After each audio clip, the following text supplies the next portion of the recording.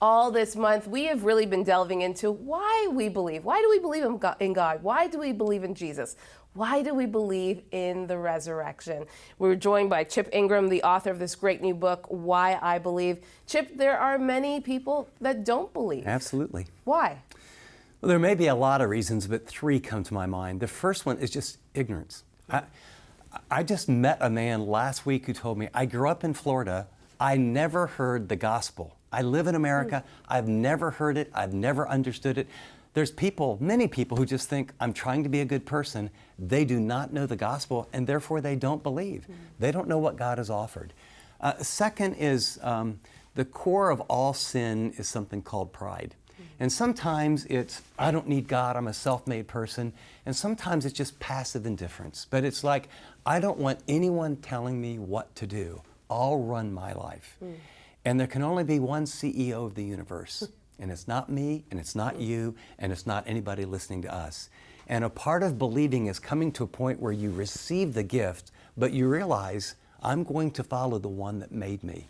And I think the third is a moral issue. And I think this happens a lot to everyone, but especially young people. You go off to school and you believe in Jesus and everyone's sleeping around and everyone's going out and partying. And pretty soon you start to do some of that and you feel so guilty that the battle is inside and you don't want to be a hypocrite. And so what you do is you say, you know what, I just won't believe that anymore. And so Huxley, I remember, he said, I don't know if Darwin's right or not, and it doesn't really matter, but he gave us a great excuse to abandon all morality and live the way we want to. And so sometimes it's a smokescreen to say, oh, I don't believe in God, I don't believe in the Bible. Most people have never checked that out. But what they're really saying is, my immorality and my lifestyle is what I really want. And so I think what we want people to know is that God has a better plan. And the consequences of those kind of lifestyles bring a lot of pain.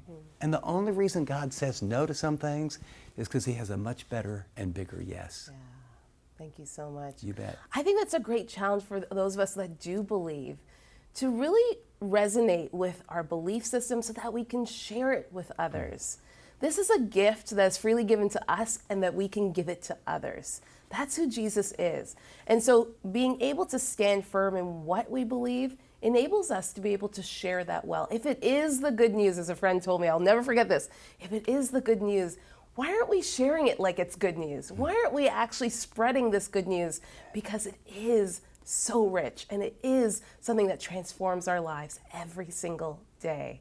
If you don't know Jesus today, if you have been one of those people that have questioned and just have said, no, I don't believe, I'd love to challenge you to pick up this book, Why I Believe. I think it will be a good read for you and maybe challenge some of those mindsets that you've had in the past.